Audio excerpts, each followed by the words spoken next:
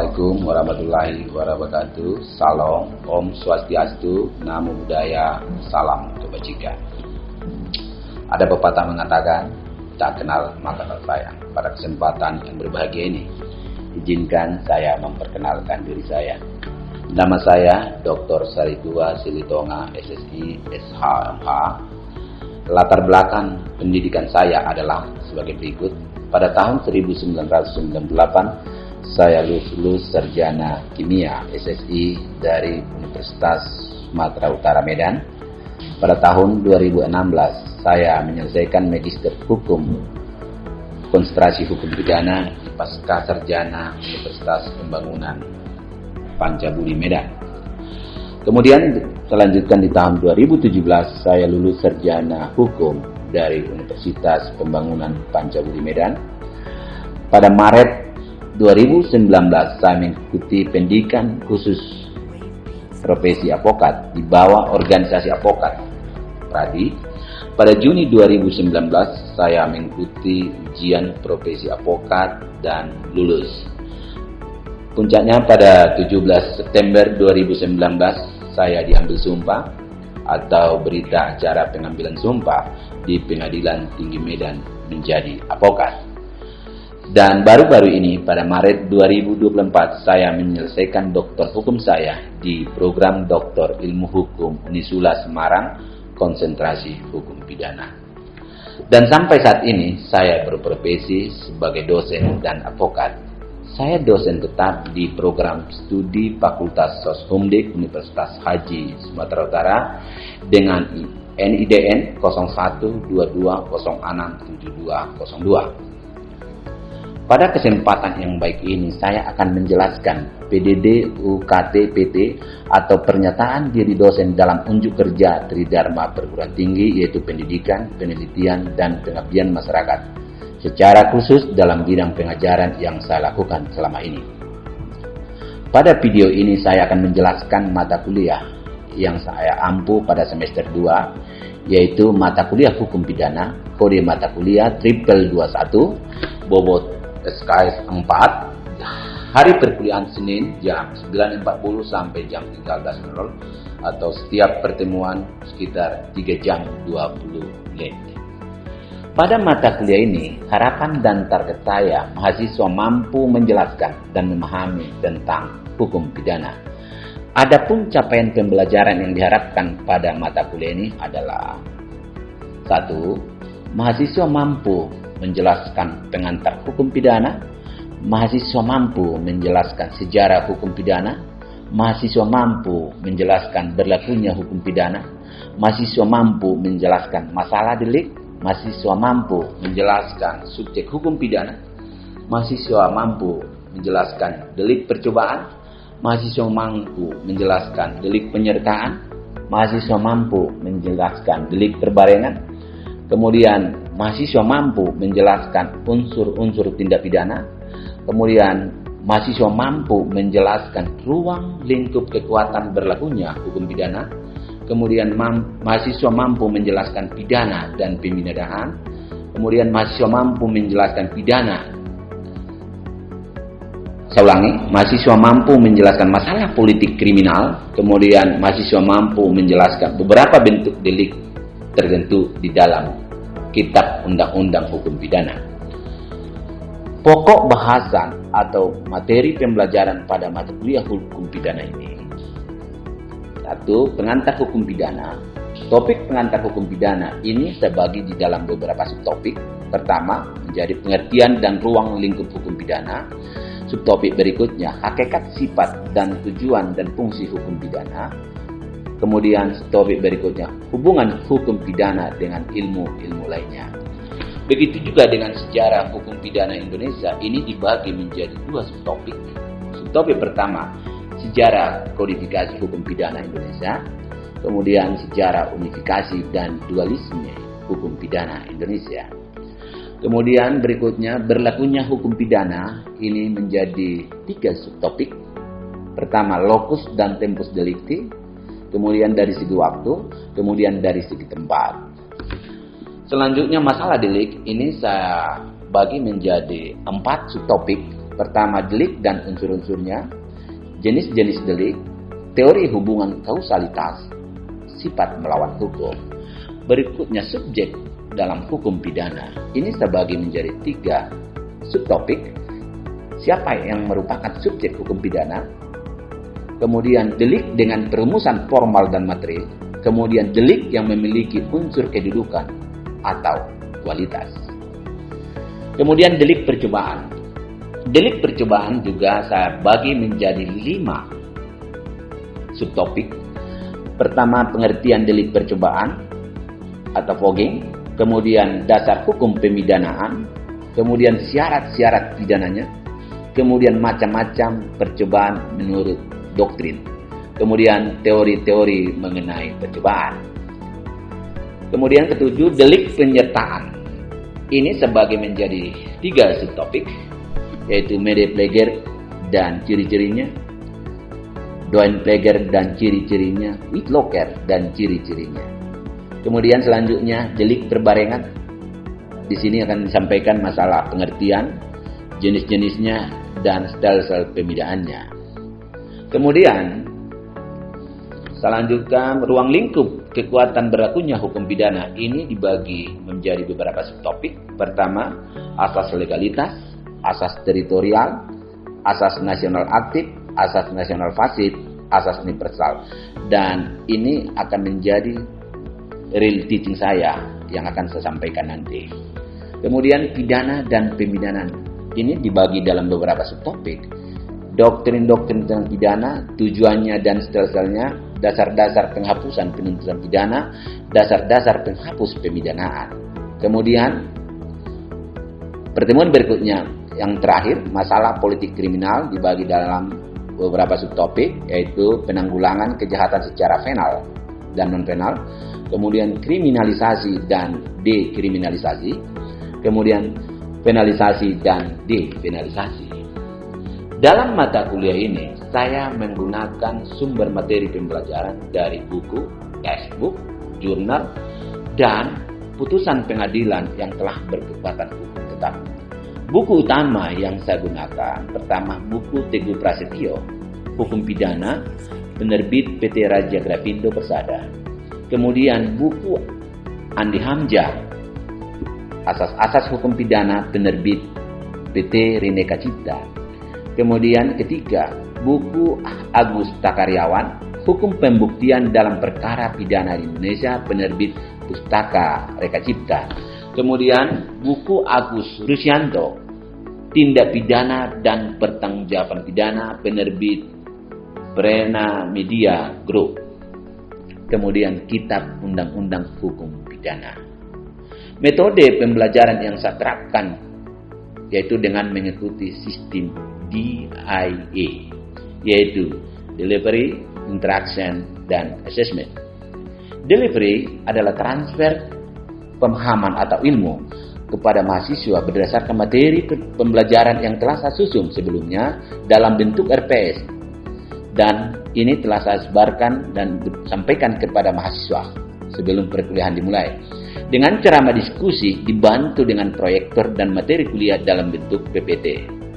Kemudian interaksi adalah membuat mahasiswa untuk ikut aktif dalam proses belajar dengan mendiskusikan suatu kasus yang sedang saya tangani sebagai advokat atau sedang viral baik nasional maupun lokal yang berhubungan dengan materi kuliah, sehingga suasana menjadi lebih kondusif. Asesmen penilaian. Penilaian kelulusan dalam mata kuliah yang saya ampu ini dilakukan dengan menggabungkan nilai capaian mahasiswa pada seluruh item dengan menggunakan rumus sebagai berikut. Kehadiran dan sikap itu porsinya 10%, tugas 20%, UTS 30%, UAS 40%. Demikian penjelasan yang dapat saya sampaikan berhubungan dengan mata kuliah hukum pidana yang saya ampu ini. Untuk video pembelajaran di kelas, saya akan menyampaikan materi tentang ruang lingkup kekuatan berlakunya hukum pidana. Akhir kata saya ucapkan terima kasih. Selamat pagi adik-adik mahasiswa. Terima kasih, saya sangat senang. Sepertinya ini hadir ini. Tapi ada yang nggak hadir ya, Chandra. Oke. Tolong ini absennya dijalankan ya. Christine. Sebelum kita mulai kuliah hari ini, minggu lalu kita sudah belajar tentang apa itu unsur-unsur di dalam tindak pidana. Itu kita sudah sampaikan, ada disebut dengan unsur objektif dan subjektif. Hari ini kita lanjutkan, ini pertemuan ke-10, topiknya ruang lingkup kekuatan berlakunya hukum pidana. Ini kita bagi di dalam menjadi 5 subtopik. Pertama, asas legalitas. Kemudian asas teritorialitas atau wilayah. Kemudian asas nasionalitas pasif atau asas perlindungan. Kemudian asas universal. Ini yang mau kita bahas satu persatu dalam waktu yang singkat ini.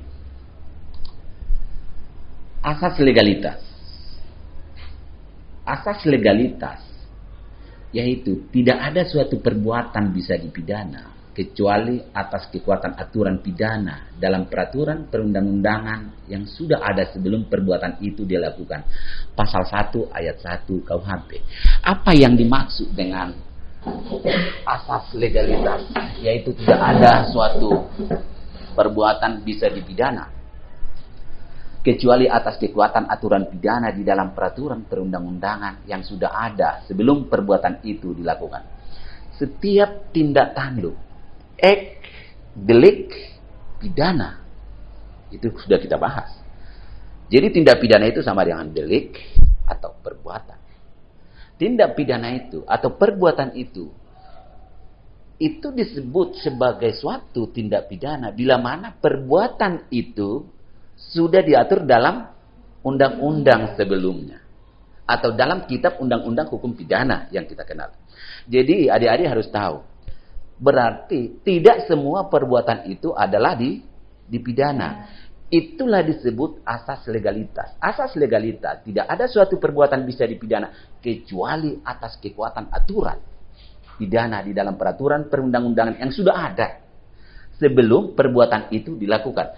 Mana duluan? Perbuatan itukah atau aturan itu? Mana duluan? Aturan. Ya. Jadi aturan itu dulu ada, baru perbuatan itu diatur di dalam aturan.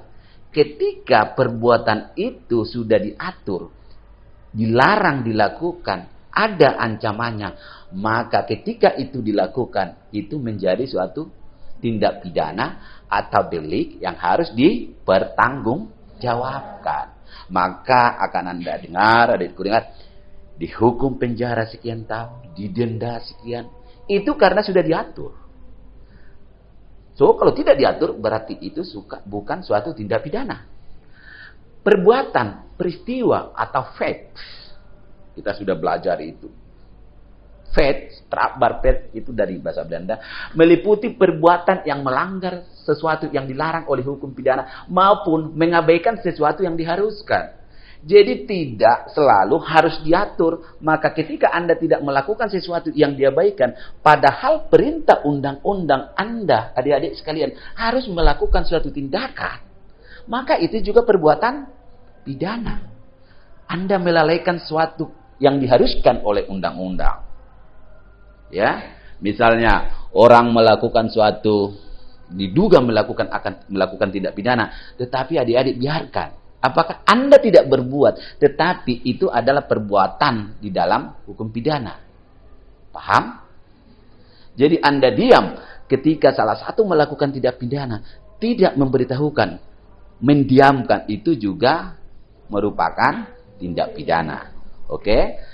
Kemudian bila perbuatan dilakukan ada perubahan dalam peraturan perundang-undangan, maka yang dipakai adalah aturan yang paling ringan sanksinya bagi terdakwa. Artinya, Pak, 338, 340 pembunuhan berencana itu kan sanksinya bisa pidana banti, bisa penjara seumur hidup, bisa paling lama atau penjara 20 tahun. Pertanyaannya, Pak, kalau terjadi perubahan undang-undang, mana yang dijatuhkan ke dalam atau terhadap pelaku, maka dilihat undang-undang mana yang paling menguntungkan terhadap terdakwa tersebut. Kalau perbuatan itu sudah dilakukan sebelum undang-undang itu ada. Jadi misalnya nih, Chandra atau Gilbert lah. Gilbert melakukan suatu tindak pidana misalnya penipuan atau penggelapan. Ancamannya misalnya 4 atau 6 tahun ya. Misalnya itu. Besok undang-undang itu dirubah menjadi lebih berat. Menjadi misalnya 10 tahun atau 20 tahun ancamannya. Mana yang dipilih untuk dia? Maka yang dipilih menjadi untuk menghukum dia, Gilbert, adalah mana yang lebih ringan. Oke? Paham di situ ya. Itulah yang disebut dengan asas legalitas. Artinya dia tidak berlaku surut. Tidak berlaku surut. Kemudian asas legalitas dalam bahasa Latin disebut nullum delictum nulla poena sine praevia lege poenali. Tidak ada delik. Coba perhatikan. Tidak ada delik artinya tidak ada suatu tindak pidana. Delik itu sampai itu bisa dia delik, tindak pidana, paid, ya itu delictum gitu ya. Jadi di sini tidak ada delik atau kejahatan, tidak ada pidana atau hukuman tanpa ketentuan pidana sebelumnya. Jadi tidak ada, dianggap tidak pernah ada suatu tindak pidana, dianggap tidak akan ada hukuman kalau ketentuan atau larangan itu tidak ada diatur sebelumnya. Kira-kira itu maksudnya. Itulah dimaksud dengan asas legalitas. Menurut Muljatno, asas legalitas mengandung 3 pengertian. 1, tidak ada perbuatan yang dilarang dan diancam dengan pidana kalau itu terlebih dahulu belum dinyatakan dalam suatu peraturan atau aturan undang-undang. 2, untuk menentukan adanya perbuatan pidana tidak boleh digolongkan atau dianalogikan, dikiaskan, tidak boleh. Ya, misalnya perbuatan ini sama dengan ini, padahal tidak secara spesifik, tidak secara eksplisit diatur di dalam undang-undang, maka itu tidak boleh. Ya. 3, aturan pidana tidak berlaku surut. Itulah yang saya sampaikan tadi seperti Gilbert tadi. Jadi perbuatan itu tidak, hukuman itu tidak berlaku surut. Itu ya. Sampai di sini jelas ya rasanya, jelas ya. Pasal 1 ayat 2 KUHP. Bila mana ada perubahan dalam perundang-undangan sesudah perbuatan dilakukan, perhatikan, maka terhadap terdakwa diterapkan ketentuan yang paling menguntungkan. Ya. Asas yang berlaku umum bahwa undang-undang berlaku pada saat perbuatan dilakukan. Lex temporis delicti. Oke, lex temporis delicti. Ya. Asas teritorial atau wilayah atau disebut daerah. Hukum pidana suatu negara berlaku di wilayah negara itu sendiri. Perhatikan. Jadi hukum pidana Indonesia berlaku di wilayah Indonesia. Hukum pidana material kita atau biasa disebut dengan Kitab Undang-Undang Hukum Pidana yang disingkat dengan KUHP. Oke. Yang menjadi patokan di dalam asas teritorial adalah wilayah atau tempat terjadinya delik. Sedangkan orang pelaku delik tidak dipersoalkan. Udah? Jadi misalnya nih, salah satu si adik ini melakukan suatu tindak pidana di luar negeri tapi merugikan Indonesia. Maka kamu tetap dihukum dengan Kitab Undang Hukum Pidana Indonesia. Walaupun kamu di luar negeri, aku di luar negeri, saya maki-maki, saya buat mempalsukan uang atau apa itu kepentingan negara Kesatuan Republik Indonesia, maka kamu akan tetap dihukum. Jadi ini asas teritorial atau wilayah itu tidak menentukan misalnya di mana pelaku berada. Ketentuan hukum pidana Indonesia berlaku bagi semua tindak pidana yang merugikan kepentingan negara. Ya. juga terhadap orang asing di luar Republik Indonesia. Dan asas ini dipentingkan adalah yang dipentingkan kepentingan hukum atau disebut juga asas perlindungan. Itu dia. Contoh perbuatan yang merugikan negara Indonesia, memalsukan uang Indonesia, materai, lambang negara, cap negara, surat hutang yang ditanggung pemerintah Indonesia dan lain-lain. Itu ya. Kemudian kita lanjutkan asas nasionalitas aktif atau asas personalitas ya. Asas nasionalitas aktif atau asas personalitas bertumpu pada kewarganegaraan pembuat delik.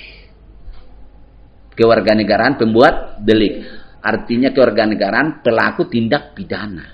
Ya, hukum pidana Indonesia mengikuti warga negaranya kemanapun ia berada. Asas ini seperti ransel, dia melekat di punggungnya. Itulah yang disebut dengan asas nasionalitas aktif. Jadi kamu kemana, hukum pidana Indonesia itu berlaku kepada kamu. Walaupun kamu di kemanapun, ya, di luar negara. Inti asas ini tercantum dalam pasal 5 KUHP ayat 1. Ketentuan pidana dalam perundang-undangan Indonesia diterapkan bagi warga negara Indonesia di luar Indonesia yang melakukan. Coba perhatikan. Salah satu kejahatan tersebut dalam bab 1, buku 1, maksudnya ini bab 1 dan 2 buku kedua KUHP. Buku pertama KUHP itu sistematikanya tentang ketentuan umum, buku kedua tentang kejahatan, buku ketiga tentang pelanggaran. Oke? Jadi pasal-pasal kejahatan itu diatur di dalam buku kedua KUHP ya. Jadi terhadap martabat, misalnya ini keamanan negara dan kejahatan terhadap martabat presiden dan wakil presiden dalam pasal-pasal 160, 161, 240, 279, 450 dan 451 KUHP. Itu baca sendiri. Dan itu nanti menjadi tugas. Kemudian ayat 2, suatu kejahatan yang dipandang sebagai kejahatan menurut undang-undang negara di mana perbuatan itu dilakukan. Salah satu perbuatan yang oleh suatu ketentuan pidana dalam perundang-undangan Indonesia dipandang sebagai kejahatan. Sedangkan menurut perundang-undangan negara di mana perbuatan dilakukan diancam dengan pidana. Oke. Sebelum kita lanjutkan, ada pertanyaan? Jelas? Oke. Belum ada yang ngantuk kan? Masih pagi-pagi begini harusnya nggak ngantuk loh. Indonesia tidak akan menyerahkan warganya untuk diadili di luar negeri. Kalau ya. Kemudian ketentuan ini berlaku bagi semua kejahatan menurut KUHP Indonesia. Tidak berlaku untuk delik pelanggaran. Sepakat kita tadi kalau sistematika kitab undang-undang hukum pidana itu buku pertama tentang ketentuan umum, buku kedua tentang kejahatan, buku ketiga tentang pelanggaran. Ya, jadi itu tidak berlaku masalah apa itu pelanggaran. Kemudian asas personalitas ini diperluas dengan pasal 7 KUHP yang mengandung nasionalis aktif dan pasif. Jadi berlaku dia. Pasal 7, ketentuan pidana dalam perundang-undangan Indonesia berlaku bagi setiap pejabat yang di luar Indonesia melakukan salah satu tindak pidana sebagaimana dimaksud dalam bab 28 buku kedua. Buku kedua mengatur tentang apa? Kejahatan. Kemudian, nasionalitas aktif. Ketentuan hukum pidana Indonesia berlaku bagi semua warga negara Indonesia yang melakukan tindak pidana dimanapun ia berada. Sebagaimana diatur dalam pasal 5 KUHP. Terakhir, asas universalitas. Universal, apa itu artinya? Umum. Umum kan? Asas universal, umum. Asas ini melihat hukum pidana berlaku umum. Melampaui batas ruang wilayah dan ruang wilayah Indonesia maksudnya. Jadi tidak hanya di wilayah ruang Indonesia, tapi umum. Yang dilindungi di sini ialah kepentingan dunia atau disebut dengan biasa disebut kalau orang Jerman ini asas hukum dunia. Ya. Asas hukum dunia karena berlaku umum. Yurisdiksi pengadilan tidak tergantung pada tempatnya delik atau nasionalitas atau domisili terdakwa. Ya, itu dia asas universal. Asas ini diatur dalam pasal 4 sub kedua KUHP, khususnya kalimat pertama yang berbunyi melakukan salah satu kejahatan tentang mata uang dan uang kertas yang dikeluarkan oleh negara atau bank. Ini tadi yang kita maksud asas universalitasnya ini pasal 4 ayat 2 diatur dalam adalah termasuk dalam asas universalitas, ya. Kemudian pasal 4 sub keempat KUHP yang berbunyi melakukan salah satu kejahatan yang ditentukan dalam pasal 458, 446 tentang perampokan di laut dan yang ditentukan dalam pasal 447 tentang penyerahan kendaraan air kepada kekuasaan bajak laut dan pasal 479 huruf J tentang penguasaan pesawat udara secara melawan hukum, pasal 479 huruf L, M, N, dan O tentang kejahatan yang mengancam keselamatan penerbangan sipil. Undang-undang pidana Indonesia juga dapat berlaku terhadap kejahatan yang bersifat merugikan keselamatan internasional yang terjadi di daerah tidak bertuan seperti lautan terbuka, pembajakan di laut, pemalsuan uang negara manapun. Itulah yang menjadi topik hari ini. Ada ruang lingkup kekuatan berlakunya hukum pidana, ada tadi asas legalitas, ada asas nasional aktif, ada nasional pasif, ada asas universal. Ya. Sampai di sini ada pertanyaan?